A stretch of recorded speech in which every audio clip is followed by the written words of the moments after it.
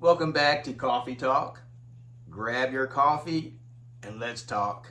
Today we're going to be talking about, what are some things or activities or what things make up a happy retirement? One thing that we need to consider is living a life being grateful. We just got past Thanksgiving, Yes. and sometimes Thanksgiving is the only time that people give thanks Yeah. or seem grateful. But we need to practice living a grateful Yes, we do. lifestyle. Like I said, we just got done with Thanksgiving, and it was different for us. My mother had surgery. She had fallen and broken her wrist. She's 89. So that was stressful because, an 89 going That's through hard. surgery is not an easy thing. Yep. So there was that. And then our son, the one who lives with us, got sick. Ended up having to take him to the ER on Thanksgiving Day. He had pneumonia. So it was quite stressful than normal. Yeah, very stressful. But still, we're so grateful. I mean, we have so much to be grateful for. We're so blessed. Mhm. And I think to have a good retirement, it depends on being optimistic, Mhm. looking at the bright side of things. We're just thankful that my mom made it through surgery fine, and she seems to be recovering well, and our son didn't have to stay in the hospital. They were able to send him home. So there's always a bright side to whatever you're going through. And if we practice being optimistic and being grateful for the things that we have, it just seems to lead toward a more happy retirement. We look back now and we kind of, see where we might have taken, for granted some of those great Thanksgivings where we had everybody together. There was no sicknesses. Everybody just, had fun coming together. And then when you go through, in our case, back-to-back years where we had to go to the ER now the last two Thanksgiving, and, it makes you feel really appreciative of the blessings that we are having, that as Terri said, her mom, came through the surgery fantastic for being 89. Our son's getting better. So, we are truly blessed. And last year, my mother was coming to Thanksgiving dinner, fell in our garage. A freak accident nicked the artery in her leg, and you have never seen so much blood in your entire life. That was nasty. We got it stopped several times, but every time she would move, it would just gush. So I said, we're going to the ER. She said, well, I don't want to ruin your Thanksgiving. Sit there. She said, sit there and eat. We'll go to the ER after you eat. I said, no. Yeah, no. We're not letting you bleed out on Thanksgiving Day. Oh, my goodness. So there is always something to be grateful for. And so sometimes, especially as we get older, and especially those who might not have family, it's easy to sit and dwell on the negative. You think about how things used to be, or when I had family come over, or when I had my spouse, and you can get what my mother calls in the mully grubs. You just sit there and you get depressed because all you think about is what used to be or what I wish was. All the negative things. Mm-hmm. But instead of thinking about, okay, what can I be grateful for?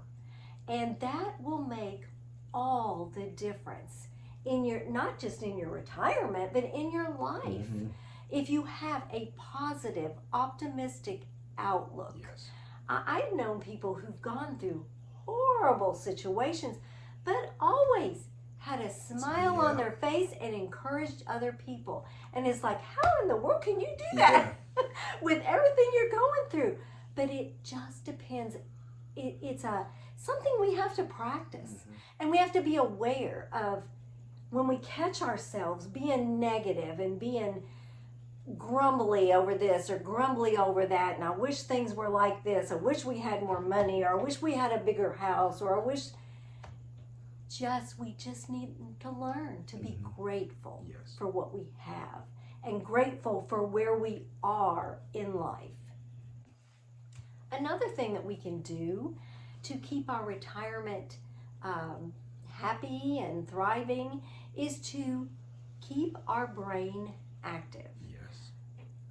It's just so easy to like veg out and not want to use our brain, because when I worked, I mean, I depended on my brain a lot. Yeah. And now it's like, ooh, I don't want it to turn to mush. about 8:30, 9 o'clock at night, it does go mush. Yes. If you ask me any kind of question after 8 p.m., you're likely not going to get a good answer, because my brain is already shut down for the day.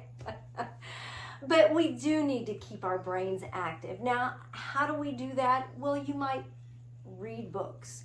You might, if you don't like to read, you might listen to podcasts. You might work puzzles, crossword puzzles, or just jigsaw puzzles, or just anything that gets you thinking and using your brain. Because it really is true, if we don't use it, we lose it. And so I find myself, because I think I'm a little ADHD the older I get, and I have to keep myself on track. And Keith will hear me talk. He's like, well, who are you talking to? Yeah. I'm talking to myself. Who's in the kitchen with you?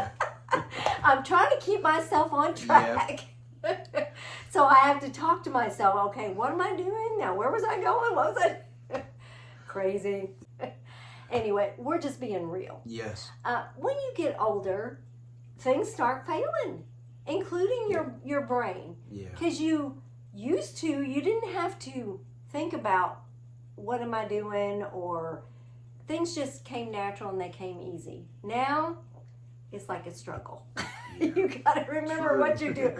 What day is it? I got to look at the calendar, because you don't have that everyday routine to keep you knowing what day it is. You have to look at the calendar and go, okay, yesterday was Sunday, today must be Monday. And if you get off your schedule and you stop looking at the calendar, you have no idea what day it is. So another thing you can do to keep your retirement happy is just to take that time to stay active physically, whether it's swimming or playing pickleball or going for a walk. We like to walk. Whatever you enjoy doing, just go out and enjoy nature, keep yourself active. And that also gives you a positive mindset, because there is nothing in this world like being out in nature.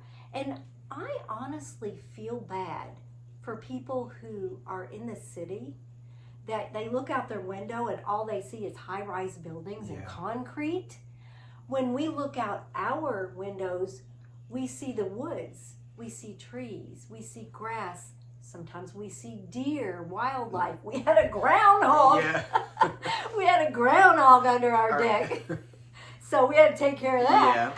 But we see cows and horses right next to us here. So there's nature all around us. And it just lifts your spirits when you're close to nature like that. So that's just another thing that you can do. And we just like to get on here and talk about different issues that you might face in retirement. And we also share our travels with you. Now, during the holidays, we may not be doing as much out and about traveling, because we prioritize family. And we have a lot of stuff going on during the holidays. So we've been throwing up some cooking videos just because we want to put up a video.